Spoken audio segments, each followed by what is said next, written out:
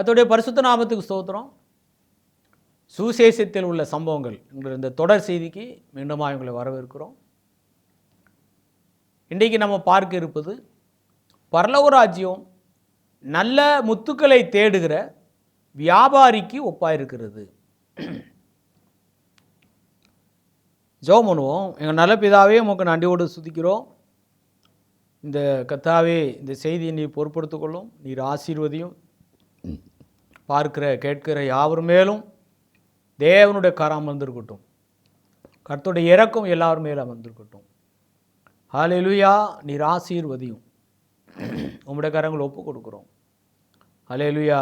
நல்ல முத்துக்களை நாங்களும் எங்களுடைய வாழ்க்கையில் அனுபவிக்க, தேட, கண்டுபிடிக்க கர்த்தர் அனுக்கிரகம் செய்யுங்கப்பா. உம்முடைய கரங்கள் ஒப்பு கொடுக்குறோம். இயேசுவின் நாமத்தில் ஜெபிக்கிறோம் நல்ல பிதாவே. ஆமென். மத்தேயு சுவிசேஷம் 13ஆம் அதிகாரம் 45-46. மேலும் பரலோக ராஜ்யம் நல்ல முத்துக்களை தேடுகிற வியாபாரிக்கு ஒப்பாயிருக்கிறது. அவன் விலை உயர்ந்த ஒரு முத்தை கண்டு போய் தனக்குண்டான எல்லாவற்றையும் விற்று அதை கொள்ளுகிறான். ஆமென்.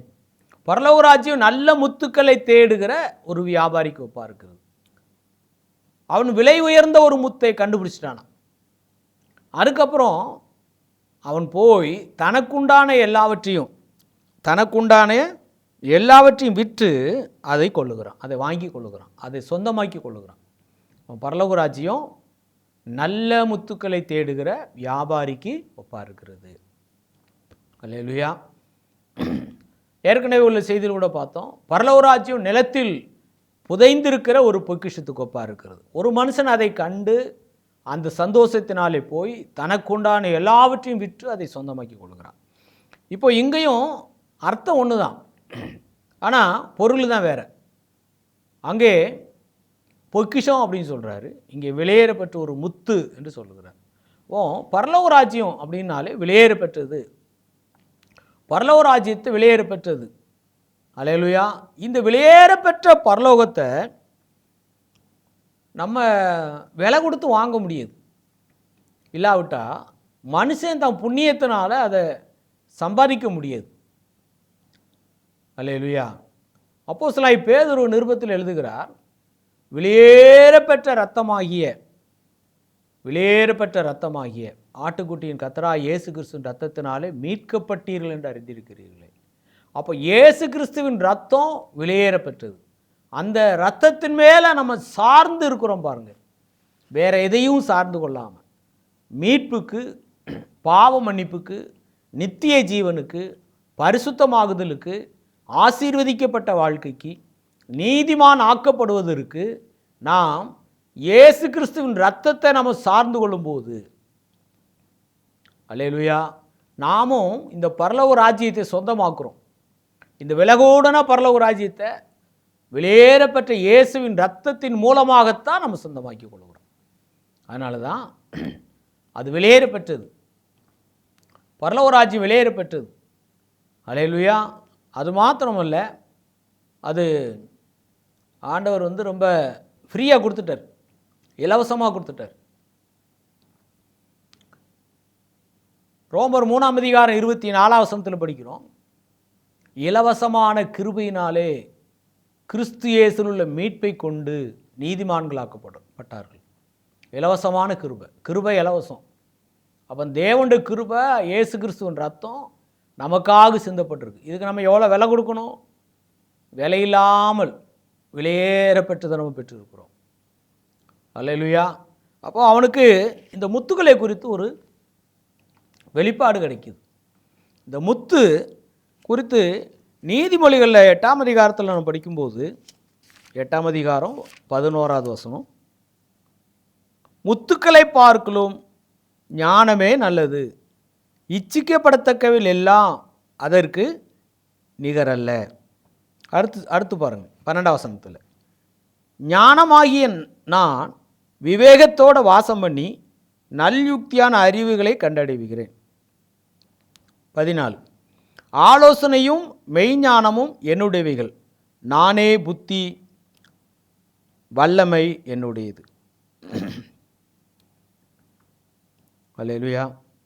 இது கிறிஸ்துவை பற்றியுள்ள ஒரு தீர்க்க தரிசன ஒரு வார்த்தை. இயேசு கிறிஸ்து குறித்து அப்போஸ்தலனாகிய பவுல் கொரிந்தியருக்கு எழுதுகிறார். 1 கொரிந்தியர் 1ஆம் அதிகாரம் 31வது வசனத்தில் கடைசி வசனம், அவரே தேவனால் நமக்கு ஞானமும் நீதியும் பரிசுத்தமும் மீட்புமானார். அவரே, அவன் கிறிஸ்துவே. அவரே அப்படின்றது யாரை அடையாளப்படுத்தினா கிறிஸ்து. அல்லேலூயா. இயேசு சொன்னார், நானே அவர் என்று நீங்கள் விசுவாசியாவிட்டால் உங்கள் பாவங்களிலே சாவீர்கள். நானே அவர். இந்த அவர் தான் யாருன்னா, ஆதியாகமம் 3ஆம் அதிகாரம் 14-15 சாத்தானிடத்தில் சொல்லும்போது, அவர் உன் தலையை நசுக்குவார். அப்போ அவர் நசுக்குனது யார்? கர்த்தராகிய இயேசு கிறிஸ்துவின் மரணம், சாத்தானுடைய தோல்வி. சர்ப்பத்தின் தலையை இயேசு சிலுவையிலே நசுக்கி துரைத்தனங்களை அதிகாரங்களை உரிந்து கொண்டு வெளியரங்கமான கோலமாக்கி அவைகளின் மேல் சிலுவையிலே வெற்றி சிறந்தார். அவரே நமக்கு ஞானமும் நீதியும் பரிசுத்தமும் மீட்புமானார். அவரே. அப்போ இங்கே யாரை அடையாளப்படுத்தி சொல்கிறாருன்னா கிறிஸ்து தான் அவர். அவரே ஞானம். நீதிமொழிகள் 8ஆம் அதிகாரத்தில் என்ன படிக்கிறோம்? ஞானமாகிய நான் 14ஆம் வசனத்தில் நானே புத்தி அப்படின்னு சொல்கிறார். 10ஆம் வசனம், வெள்ளியை பார்க்கலும் என் புத்திமதியையும் பசும் பொன்னை பார்க்கலும் ஞானத்தையும் அங்கீகரித்து கொள்ளுங்கள். உலகத்தில் இருக்கிற வெளியேறப்பட்ட காரியங்கள் தான் வெள்ளி பொண்ணு அப்படிப்பட்ட காரியங்கள் எல்லாம். ஆனால் அதை விட விலை கூடது ஒன்று இருக்குது அப்படின்னு சொல்கிறார். அப்போ தன்னிடத்தில் அவன் ஏதோ வச்சுருக்கிறான், ஆனால் அதை விட விலை கூடன ஒன்று அவன் பார்க்குறான். அந்த விலை கூடன ஒன்றை அடையணும், சொந்தமாக்கணும் அப்படின்னு நினைக்கும் போது தான் அதுக்கு தான் இயேசு கிறிஸ்து நல்ல முத்துக்களை தேடுகிற வியாபாரிக்கு ஒப்பா இருக்கிறது. பரலோக ராஜ்யம் நல்ல முத்துக்களை, ஒரு விலை கூடன முத்து அவனுடைய எல்லா பிரச்சனைக்கும் இல்லாவிட்ட நல்ல வருமானத்தை கொடுக்கும், எல்லா குறைகளையும் நிறைவாக்கிறோம் அப்படின்னு அவனுக்கு புரியுது. அல்லேலூயா. அப்போ அந்த வெளியேற பெற்ற முத்தை கண்டு அதை சொந்தமாக்கி கொள்ளுகிற அந்த அறிவும் வெளிப்பாடும் நமக்கு வேணும். இங்கே இந்த முத்து எதை அடையாளப்படுத்துன்னு சொன்னால் கிறிஸ்துவை தான் அடையாளப்படுத்துது. அல்லேலூயா. இந்த நல்ல முத்து, இந்த விலகூடன முத்து யார் அடையாளப்படுத்துகிறது? கிறிஸ்துவை தான் அடையாளப்படுத்துது. அதனால தான் நானே ஞானம். ஞானம்னா என்னது? ஏசு என்ன சொல்கிறாருன்னா, இயேசுகிட்ட கேட்டிங்கன்னா, ஏசப்பா ஞானம்னா என்னது? நான் தான் ஞானம்னு சொல்லிடுவார். ஆமென். இந்த வசனங்களை நீதிமொழிகள் 8ஆம் அதிகாரத்தில் அப்படி தான் படிக்கிறோம். ஞானமாகிய நான் 8:12 நானே புத்தி. அப்போ ஞானமும் கிறிஸ்து தான், புத்தியும் கிறிஸ்து தான். அப்போ இந்த உலகத்தில் வெளியேறப்பட்டவைகளை பார்க்கலாம். அல்லேலூயா. சங்கீதத்தில் தாவீது கூட சொல்கிறார் இல்லையா, ஒரு இடத்துல, அநேகமாயிரம் வெள்ளி பொன்னை பார்க்கலும் உம்முடைய வேதமே எனக்கு முக்கியம். அப்போ தேவனுடைய வசனம், அல்லேலூயா, இல்லாவிட்டால் கர்த்தராகிய இயேசு கிறிஸ்து அவர் தான் நமக்கு என்னவாக இருக்கிறார்? ஞானமாக இருக்கிறார். அப்போ இந்த ஞானம் அப்படின்னு ஒன்று இருந்தால் மட்டும்தான் நம்முடைய வாழ்க்கை ஆசீர்வதிக்கப்பட்ட ஒரு வாழ்க்கையாக இருக்கும். நீதிமொழிகள் 11ஆம் அதிகாரம் 30வது வசனத்தில், நீதிமானுடைய பலன் ஜீவ விருட்சம், ஆத்துமாக்களை ஆதாயப்படுத்தி கொள்ளுகிறவன் ஞானம் உள்ளவன். அப்போ ஆத்துமா ஆதாயப்படுத்தப்படணும். நமக்குள்ளே ஒரு ஆத்துமா இருக்குது. சங்கீதம் 49:9 படிக்கிறோம், ஆத்தும மீட்பு மிகவும் அருமையானது.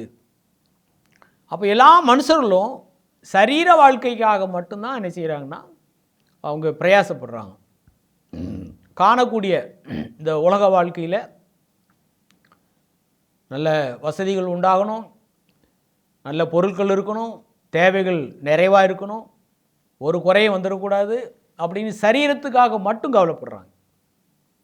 இயேசு கிறிஸ்து சொன்ன சுவிசேஷத்தில் ஒரு சம்பவத்தில் கூட ஒரு ஐஸ்வர்யவானை பற்றி அவன் பேசுகிறார்.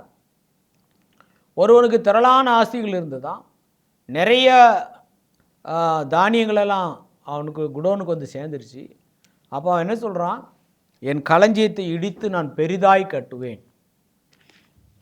அப்போது இயேசு அந்த மனுஷனை பார்த்து என்ன சொல்கிறாருன்னா, மதிகேடனே, நீ சேர்த்து வைத்தவைகள் எல்லாம் இன்று நீ மரித்து போனால் நீ சொந்தமாக்கினவைகள் எல்லாம் எங்கே போகும், யாருக்கு சொந்தமாகும் அப்படின்னு கேட்குறார்.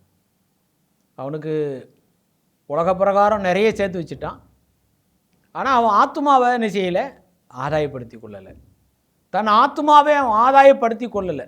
அப்போ நீதிமொழிகள் என்ன படிக்கிறோம், ஆத்மாவை ஆதாயப்படுத்தி கொள்ளுகிறவன் ஞானம் உள்ளவன், ஆத்துமாக்களை ஆதாயப்படுத்தி கொள்ளுகிறவன்.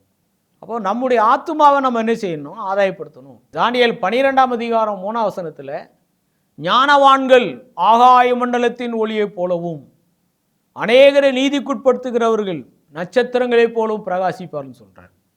அப்போ ஞானவான்கள் ஒளியைப் போலவும் அநேகரை நீதிக்குட்படுத்துகிறவர்கள் நட்சத்திரங்களைப் போலவும் என்றென்றைக்கும் உள்ள சதாகாலங்களிலும் பிரகாசிப்பார்கள். அப்போது ஆத்மாவை ஆதாயம் பண்ணி கொள்ளுகிறவர்கள் தான் ஞானவான்கள். மலப்பிரசங்கத்தில் இயேசு சொல்லும்போது புசிக்கவும் குடிக்கவும் உண்ணவும் உடுக்கவும் இது மட்டும்தான் வாழ்க்கை நினைக்காதீங்க, ஆனால் இவைகளெல்லாம் உங்களுக்கு வேண்டும் என்று உங்கள் பரமபிதா அறிந்திருக்கிறார். முதலாவது தேவனுடைய ராஜ்யத்தையும் அவருடைய நீதியை தேடுங்கள், அப்பொழுது இவைகளெல்லாம் உங்களுக்கு கூட கொடுக்கப்படும். உண்ணவும் உடுக்கவும் உடுத்தணும், நல்லா இருக்கணும், வாழணும். ஒரு ஐஸ்வர்யவானை போல் அனுதினமும் சம்பரமாய் வாழ்ந்தான். லூக்கா 16ஆம் அதிகாரத்தில் இயேசு ஐஸ்வர்யவான் லாசர் அந்த ஓமையில் சொல்லும்போது ஒரு ஐஸ்வர்யவான் இருந்தான், அனுதினமும் சம்பரமாய் வாழ்ந்தானான். சரீர வாழ்க்கை அவனுக்கு ஐஸ்வர்யமாக இருந்தது. அவன் எந்த குறையும் வைக்கல, நல்லா வாழ்க்கையை என்ஜாய் பண்ணான். ஆனால் நடந்தது என்ன, செத்த பிறகு அடுத்த செகண்ட்லேயே அவன் பாதாளத்தில் வேதனைப்பட போயிட்டான். அதனால தான் இவைகளெல்லாம் உங்களுக்கு வேண்டும் என்று உங்கள் பரமபிதா அறிந்திருக்கிறார். இவைகளெல்லாம் அப்படின்னா சரீரத்துக்கு வேண்டிய எல்லாம் வேண்டும் என்று உங்கள் பரமபிதா அறிந்திருக்கிறார். ஆனால் இது மட்டும்தான் வாழ்க்கைன்னு நினச்சிடாதீங்க. இது மட்டும்தான், இதை மட்டும் தேடி இந்த இம்மைக்கான வாழ்க்கைக்காக மட்டும் பிரயாசப்படுகிற அவர்களுக்கு இயேசு என்ன பேர் கொடுக்குறார் தெரியுமா, அஞ்ஞானிகள். அஞ்ஞானிகள் இவைகளை நாடி தேடி திரிகிறார்கள். ஆனால் உங்களுக்கு உண்ணவும் உடுக்கவும் வேணும், இவைகளெல்லாம் உங்களுக்கு வேண்டும் என்று உங்கள் பரமபிதா அறிந்திருக்கிறார். ஆனால் இது மட்டும்தான் வாழ்க்கை நினச்சி ஆத்துமாவை கைவிட்டுறாதீங்கன்னு சொல்கிறார். அல்லேலூயா. அப்போ ஒரு மனுஷனுக்கு இயேசு, ஒரு ஐஸ்வர்யவானுக்கு, அவன் உலக பிரகாரம் மட்டும் ஐஸ்வர்யவானாக இருந்தான், அவனுக்கு இயேசு என்ன பேர் கொடுக்குறாரு, மதிகேடனேன்னு சொல்கிறார்.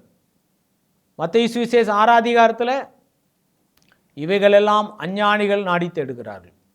அஞ்ஞானிகள், அவங்க ஞானவான்கள் அல்ல, அஞ்ஞானிகள். அல்லேலூயா. அப்போ கிறிஸ்து நமக்கு என்னவா இருக்கிறார், ஞானமாக இருக்கிறார். அப்போ கிறிஸ்து ஞானமாக இருக்கிறார்னு சொல்லி நாம் அறியும்போது, அல்லேலூயா, நம்முடைய ஆத்மாவை நம்ம கவனிக்கக்கூடியவங்களாக மாறி விடுகிறோம். ஆத்மாவை கவனிக்கணும். சரீரத்தை கவனித்தா மட்டும் போதாது, இந்த சரீரத்துக்குள்ளே இருக்கிற உள்ளான மனுஷனையும் கவனிக்கணும். இந்த உள்ளான மனுஷனுடைய தேவைகள் தான் கிறிஸ்துவுக்குள்ளே நமக்கு இலவசமாய் கிடைக்கிறது. இலவசம்னு சொன்ன உடனே மலிவான பொருள்னு நினச்சிடக்கூடாது. உலகத்தில் சில இலவசம் யாராவது கொடுக்குறாங்கன்னா விலையேறப்பட்ட ஒரு பொருளை இலவசமாக கொடுக்க மாட்டாங்க. மலிவான பொருள், தேவையில்லாத பொருளை இலவசமாக என்ன செய்வாங்க, கொடுப்பாங்க. யூஸ் பண்ண பொருள் அவங்க பயன்படுத்தி, சரி இனி இந்த பொருளை நம்ம வீட்டுக்கு வேண்டாம், யாருக்காக கொடுப்போம் அப்படின்னு இலவசமாக கொடுக்கலாம். ஒரு மலிவான பொருளை, ஒரு பயன்படுத்தப்பட்ட ஒரு பழைய பொருளை வேணால் மலிவாக கொடுப்பாங்க, இல்லாட்ட அந்த மலிவான பொருளை இலவசமாக கொடுப்பாங்க. ஆனால் தேவன் நமக்கு கொடுக்கக்கூடிய ரட்சிப்பு அது மலிவானதல்ல, ஆனால் இலவசம். அல்லேலூயா. இலவசமான கிருபையினால் மீட்கப்பட்டீர்கள், நீதிமான்கள் ஆக்கப்பட்டீர்கள் சொல்லி ரோமர் 3:24 அப்போஸ்தலன் பவுல் சொல்கிறார். ஆத்தும மீட்பு இலவசம்.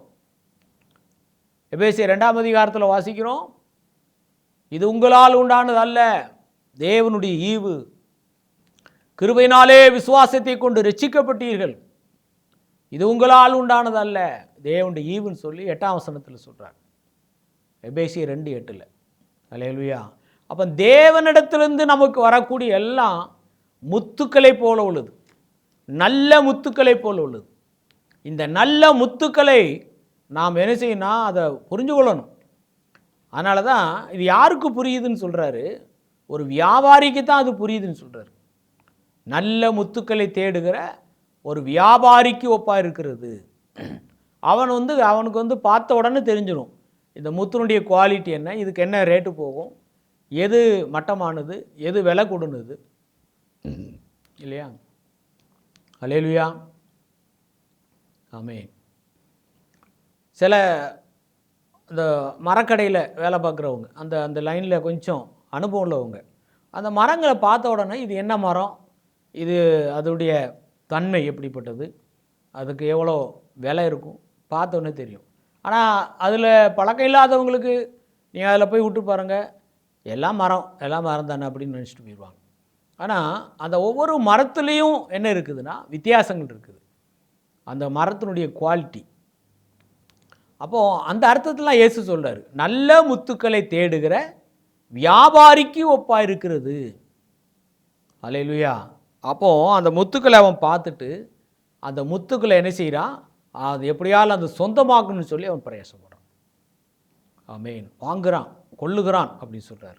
ஏசு அந்த இடத்துல என்ன சொல்கிறாருன்னா, தனக்கு உண்டானது எல்லாவற்றையும் விற்று அதை கொள்ளுகிறான், அதை சொந்தமாக்கி கொள்ளுகிறான். அல்லேலூயா.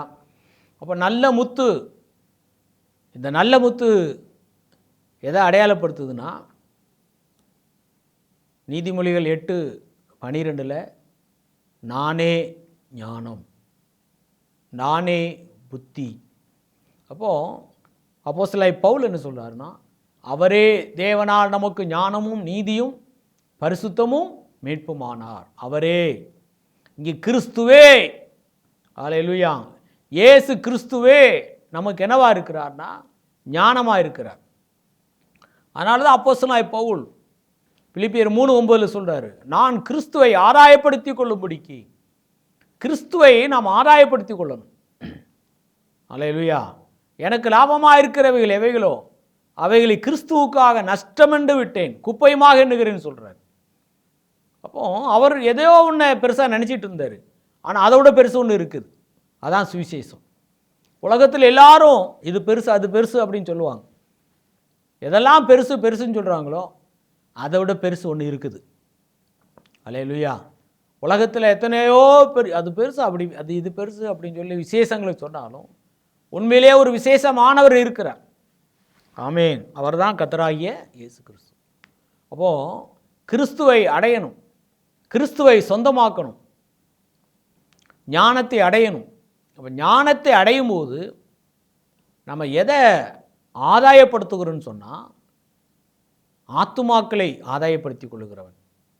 ஆத்துமாவை எப்படி ஆதாயப்படுத்துகிறோம்? ஆத்தும மீட்பரை நம்ம ஆதாயப்படுத்துகிறோம். முதலாவது பிலிப்பியர் 3:9 என்ன சொல்கிறாரு, நான் கிறிஸ்துவை ஆதாயப்படுத்தி கொள்ளும்படிக்கு. அப்போ ஆத்துமாவை ஆதாயப்படுத்தணுமானா கிறிஸ்துவை ஆதாயப்படுத்தணும். ஏன்னு சொன்னால் கிறிஸ்து தான் ஆத்துமாவின் மீட்பர். இந்த ஆத்துமா தான் நித்திய ஜீவனை இழந்திருக்கு. இந்த உள்ளான மனுஷனாய் ஆத்துமா தான் தேவனுடைய சாயலை இழந்திருக்கு. உள்ளான மனுஷனாய் ஆத்துமா தான் சாத்தானுடைய வித்துக்களால் நிரம்பி இருக்கு.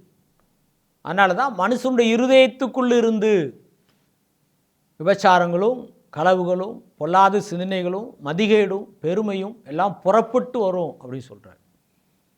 அல்லேலூயா. இப்போ இந்த ஆத்துமா ஆதாயப்படுத்தப்படும் போது, கிறிஸ்துவை ஆதாயப்படுத்தும் போது என்ன சம்பவிக்குன்னு சொன்னால், இந்த ஆத்துமா மீட்கப்படுகிறது, இந்த ஆத்துமா விடுதலை அடைகிறது, பயத்திலிருந்து விடுதலை அடைகிறது. அல்லேலூயா. பயத்திலிருந்து விடுதலை அடைகிறது, கவலையிலிருந்து விடுதலை அடைகிறது, அவிசுவாசத்திலிருந்து விடுதலை அடைகிறது. இந்த ஆத்துமா சங்கீதம் 34:1-2 வசனங்களில் தாவீது சொல்லுகிறார், கர்த்தரை நான் எக்காலத்திலும் ஸ்தோத்தரிப்பேன், அவர் துதி எப்போது என் வாயில் இருக்கும். அடுத்து 2வது வசனத்தில் என்ன சொல்றாருன்னா, கர்த்தருக்குள் என் ஆத்துமா மேன்மை பாராட்டும். ஆமென்.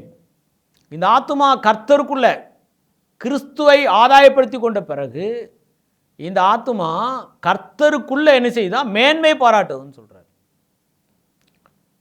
கிறிஸ்துவை ஆதாயப்படுத்தி கொண்ட பிறகு இந்த ஆத்துமா என்ன சொல்லுது? என் ஆத்துமாவே கர்த்தரை ஸ்தோத்திரி, என் முழு உள்ளமே அவர் பரிசுத்த நாமத்தை ஸ்தோத்திரி. என் ஆத்துமாவே கர்த்தரை ஸ்தோத்திரி, அவர் செய்த சகல உபகாரங்களையும் மறந்து விடாதே, மறந்து இருந்திராத. அந்த மீட்கப்பட்ட ஆத்துமா ஞானம் உள்ளவன், இதான் ஞானம் உள்ளவன். என் ஆத்துமாவே கர்த்தரை ஸ்தோத்திரி என்று சொல்லுகிற மனுஷன்தான் ஞானம் உள்ளவன். அவங்க தான் வெளியேறப்பெற்ற ஒரு முத்தை ஆதாயப்படுத்தி கொண்டிருக்காங்க. தொடர்ந்து அவர் என்ன சொல்றார் பாருங்க, அவர் அக்கிரமங்களை எல்லாம் மன்னித்து இருக்கிறார், நோய்களெல்லாம் குணமாக்கி இருக்கிறார், என் பிராணனை அழிவுக்கு விலைக்கு மீட்டு இருக்கிறார், கிருபையினால் இரக்கத்தினால் முடிசூட்டி இருக்கிறார், நன்மையினால் என் வாயை திருப்தியாக்கி இருக்கிறார், கழுகுக்கு சமானமாய் என் வயதை திரும்ப வாழ வைத்து போல் ஆக்கி இருக்கிறார். மேற்குக்கும் கிழக்குக்கும் எவ்வளவு தூரமோ அவ்வளவு தூரமாய் என் பாவங்களை என்னை விட்டு விலக்கி இருக்கிறார். வானத்துக்கும் பூமிக்கு இருக்கிற உயரம் போல கிருபையை பெருக பண்ணியிருக்கிறார். அல்லேலூயா. இதெல்லாம் இந்த ஆத்துமா பெற்றுக்கொண்டதுனால தான் இந்த ஆத்துமா சொல்லுது, அவர் செய்த சகல உபகாரங்களையும் மறவாதே. அல்லேலூயா. தாவீது 103ஆம் சங்கீதத்தில் அந்த வார்த்தையை சொல்லுகிறார், என் ஆத்துமாவே கர்த்தரை ஸ்தோத்திரி, அவர் செய்த சகல உபகாரங்களையும் மறவாதே. அநேகர் இந்த வார்த்தையில் சொல்கிறாங்க. எப்போ தெரியுமா? ஜப கூட்டம் முடியும் போது இந்த வார்த்தையில் சொல்லுவாங்க. ஜபத்தை முடித்து வைக்கிறதுக்காக அப்படி தான் நிறைய பேர் நினச்சி அதை பயன்படுத்துகிறாங்க. ஆனால் உண்மையிலேயே கர்த்தரால் மீட்கப்பட்ட ஆத்துமா ஞானவான்கள். தானியேல் 12:3 படிக்கிறோம், ஞானவான்கள். யார் ஞானவான்கள்? ஞானம் அடைந்தவர்கள் தான் ஞானவான்கள், ஞானத்தை பெற்றுக்கொண்டவர்கள் தான் ஞானவான்கள். அப்போ நம்ம எல்லாரும் ஞானவான்கள் அப்படின்னா இந்த ஆத்துமாவை ஆதாயப்படுத்தி கொள்கிறவங்க. அப்போ இந்த நமக்குள்ளே இருக்கிற ஆத்துமாவை நாம் என்ன செய்யணும்? ஆதாயப்படுத்தணும் முதலாவது. அதுக்கு அப்புறம் தான் 2வது மற்றவங்களுக்கும் நம்ம ஆத்துமா ஆதாயத்துக்குள்ள வேலையை நம்ம செய்யணும். அல்லேலூயா. ஆத்துமா ஆதாயன்றது கிறிஸ்துவை ஆதாயப்படுத்துறது தான். எங்களுக்கு அது இருக்குது இது இருக்குன்னு சொல்லி பெருமையாக பேசிகிட்டு இருக்கிறது இல்லை. பவுல் அப்படி தான் ஒரு காலத்தில் அதான் பெருசு நினச்சாராம். எது பெருசு? நான் இஸ்ரவேல் வம்சத்தான், நான் பென்யமீன் கோத்திரத்தான், நான் எபிரேயில் பிறந்த எபிரேயன், நான் பரிசேயன், நியாயப்பிரமாணத்துக்குரிய நீதியின்படி நான் குற்றஞ்சாட்டப்படாதவன். இதை தான் அவர் பெருசாக நினச்சிட்டு இருந்தார். இதுதான் முத்து, சாதாரண முத்துன்னு வச்சுக்கோங்களேன். ஆனால் பரலோகராஜ்யம் நல்ல முத்துக்களை தேடுகிற ஒரு வியாபாரிக்கு ஒப்பா இருக்குது. இதை பார்க்கலும் பெஸ்ட்டு ஒன்று இருக்குது. இந்த உலகத்தில் எல்லாரும் பெஸ்ட்டுன்னு சொல்கிற காரியத்தை விட ஒரு பெஸ்ட் இருக்குது. இந்த உலகத்தில் எல்லாரும் சிறந்தது என்று சொல்லக்கூடிய காரியத்திலையும் ஒரு சிறந்தது ஒன்று இருக்குது. அந்த சிறந்தது தான் யாருன்னு சொன்னால் அதுதான் ஞானம். அந்த ஞானம் யார்? நீதிமொழிகளில் வாசிக்கும்போது நானே ஞானம், நானே புத்தி.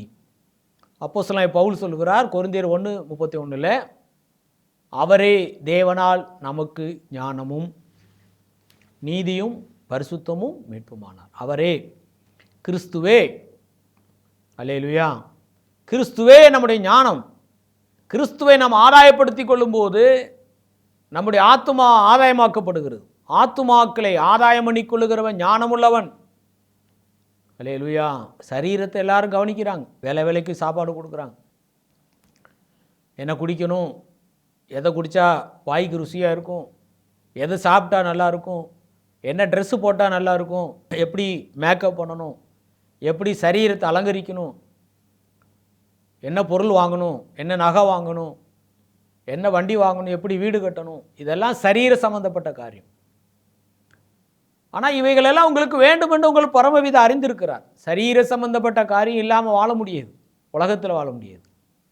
ஆனால் அதை விட முக்கியமானது ஒன்று இருக்குது. அதான் சொல்கிறார், முதலாவது தேவனுடைய ராஜ்யத்தையும் அவருடைய நீதியும் தேடுங்கள், ஆனால் இது மட்டும்தான் வாழ்க்கைன்னு நினச்சி போகிறவங்களுக்கு பேர் தான் இயேசு கிறிஸ்து என்ன பேர் கொடுக்குறாருன்னா அஞ்ஞானிகள். அந்த ஐஸ்வர்யவானுக்கு இயேசு கொடுத்த பேர் மதிகேடனே, இன்று நீ மரித்து போனால் இதெல்லாம் யாருடையதாகும்? நீ பெருசாக பேசுகிறது எல்லாம் ஓ ரட்சிப்புக்கு உதவாது. நீ பெருமையாக பேசுகிற காரியம் எதுவும் உன் பாவத்தை மன்னிக்குமா, உனக்கு நித்திய ஜீவனை கொண்டு வருமா, உன்னை நரகத்திலிருந்து காப்பாற்றிடுமா, உன்னை பாவமர கழுவி சுத்தமாக்கிடுமா? அப்போ நம்மளை பாவமர கழுவி சுத்தமாக்குறது என்னது? அவர் சிலுவையில் சிந்தின ரத்தம். நமக்கு சமாதானத்தை கொடுக்கிறது என்னது? அவர் சிலுவையில் சிந்தின ரத்தம். நம்மளை நீதிமானாக்குறது என்னது? அவர் சிலுவையில் சிந்தின ரத்தம். நமக்கு மகா பரிசுத்த ஸ்தலத்துக்குள்ளே பிரவேசிக்க தைரியம் கொடுக்கிறது என்னது? அவர் சிலுவையில் சிந்தின ரத்தம். வெளிப்படத்தில் 1:6 படிக்கிறோம், நம்முடைய இரத்தத்தினாலே நம்முடைய பாவங்களை நம்மை கழுவி அவருடைய பிதாவாய் தேவனுக்கு முன்பாக நம்மை ராஜாக்களும் ஆசாரியலும் ஆக்கின அவருக்கு. ராஜாக்களும் ஆசாரியலும் ஆக்குறது என்னது? அவர் சிலுவையில் சிந்தின ரத்தம். அவர் சிலுவையில் சிந்தின ரத்தம் தூரமாயிருந்த நம்மை சமீபமாக கொண்டு வருகிறது. இதான் நல்ல முத்து. அப்போ பரலோக வாழ்க்கை அடையணும், பரலோகத்துக்கும் போகணும். இந்த பூமியிலே பரலோகமாய் வாழணும். மெய்யான பரலோகத்துக்கும் நம்ம இந்த பூமியை விட்டு கடந்து போகும்போது அந்த ராஜ்யத்துக்குள்ளே நம்ம போகணும். இந்த பூமியிலையும் அழுது புறம்பி கண்ணீர் வெடித்து வேதனைப்பட்டு எதுக்குடா ரசிக்கப்பட்டோம், எதுக்குடா ஊழியத்துக்கு போனோம், எதுக்குடா இந்த சபைக்கு போய் சேர்ந்தோம் அப்படின்னு ஒரு புலம்பிகிட்டு இருக்கிற வாழ்க்கை இல்லை. இந்த பூமியில் உள்ள வாழ்க்கையும் பரலோக வாழ்க்கையாக இருக்கணும். அதுக்கப்புறம் இந்த பூமியை விட்டு ஆண்டவர் நமக்கான நேரங்கள் வரும்போது எடுத்துக்கொள்ளப்படும் போது அந்த ராஜ்யத்துக்குள்ளேயும் மெய்யான ராஜ்யத்துக்குள்ளும் பிரவேசிக்கிற ஒரு அனுபவம் நமக்கு வேணும். இதெல்லாம் நமக்கு எப்படி கிடைக்குன்னா, பெருமையாய் பேசக்கூடிய அநேக நல்ல காரியம் நம்மகிட்ட இருக்கலாம். அப்போஸ்தலனாகிய பவுல் அதான் சொல்கிறார், நான் 8ஆம் நாளில் விருத்த சேதனம் பண்ணப்பட்டவன், இஸ்ரவேல் வம்சத்தான், பென்யமீன் கோத்திரத்தான், நியாயப்பிரமாணத்தின்படி குற்றஞ்சாட்டப்படாது, இப்படிலாம் ஒரு காரியம் சொல்கிறார். அப்படி எல்லாருக்கும் பெருமையாக பேசக்கூடிய காரியங்கள் இருக்குது உலக வாழ்க்கையில். அவங்களுடைய சொத்துக்களை பற்றி பேசுவாங்க, அவங்களுக்கு இருக்கிற திறமைகளை பற்றி பேசுவாங்க, அவங்களுக்கு இருக்கிற சௌந்தரியம் அழகு அதை பற்றி பேசுவாங்க, ஆரோக்கியத்தை பற்றி பேசுவாங்க, அவங்களுக்கு இருக்கிற சரீர பலத்தை குறித்து பேசுவாங்க, அவங்களுக்கு இருக்கிற திறமைகள், இன்னும் பல காரியங்கள் அனுபவங்களை பற்றி பேசுவாங்க. இது எல்லாம் சிறந்தது தான். ஆனால் அதை விட சிறந்தது ஒன்று இருக்குது, அதுதான் கிறிஸ்துவை ஆதாயப்படுத்திக் கொள்ளுதல். அல்லேலூயா. நான் கிறிஸ்துவை ஆதாயப்படுத்தி கொள்ளும்படிக்கு, அப்போஸ்தலனாகிய பவுல் சொல்லுகிறார், நான் கிறிஸ்துவை ஆதாயப்படுத்தி கொள்ளும்படி. அப்போ இந்த பரலோக ராஜ்யம் நல்ல முத்துக்களை தேடுகிற வியாபாரிக்கு ஒப்பா இருக்குது. அதை ஒரு மனுஷன் கண்டு அவன் தனக்குண்டான எல்லாம் விற்று அதை கொள்ளுகிறான். அப்போ அவனுக்கு புரிஞ்சிருச்சு, இந்த முத்து மற்றதை போல் அல்ல, விலையேறப்பெற்றது, விலை உயர்ந்தது. அல்லேலூயா. அந்த விலை உயர்ந்த முத்தை அவன் பார்க்குறான், அவன் கண்கள் திறக்கப்பட்டிருக்கு, அவனுக்கு விஷயம் புரிஞ்சுது, ஓஹோ இது மட்டும்தான் வெளியேறப்பட்டது. அப்போ உலகத்தில் பெருமையாக பேசக்கூடிய காரியங்கள் எல்லாருக்கும் உண்டு.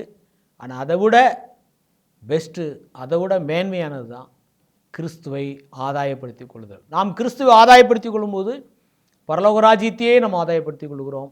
ஆண்டவர் நமக்கு ஒரு புதிய பேரும் கொடுக்கிறார், ஞானவான்கள். நாம் அஞ்ஞானிகள் அல்ல, அந்த ஐஸ்வர்யவான போல மதிகேடரும் அல்ல. நாம் கிறிஸ்துவை ஆதாயப்படுத்தி கொள்ளும்போது ஞானவான்கள் என்கிற ஒரு புதிய பட்டத்தையும் ஆண்டவர் நமக்கு தருகிறார். அல்லேலூயா. இந்த பூமியிலும் நாம் ஆசீர்வதிக்கப்பட்டவர்கள், மறுமையிலும் அந்த நித்திய ராஜ்யத்தில் ஞானவான்கள் ஆகாய மண்டலத்தின் ஒளியை போல அப்படி சொல்லுகிறார். அல்லேலூயா. இப்படிப்பட்ட அருமையான பாக்கியமான வாழ்க்கை இயேசு கிறிஸ்து மூலம் தேவன் நமக்கு தந்திருக்கிறார். தொடர்ந்து இந்த நிகழ்ச்சிகளெல்லாம் பாருங்கள். நிச்சயமாய் நாம் கர்த்தரால் ஆசீர்வதிக்கப்பட்டவர்களாகவும் ஞானவான்களாகவும் ஆகாய மண்டலத்தின் ஒளியை போலவும் ஒரு காணப்படுவோம். கர்த்தர் நமக்கு உதவி செய்வாராக. கர்த்தருக்கு ஸ்தோத்திரம்.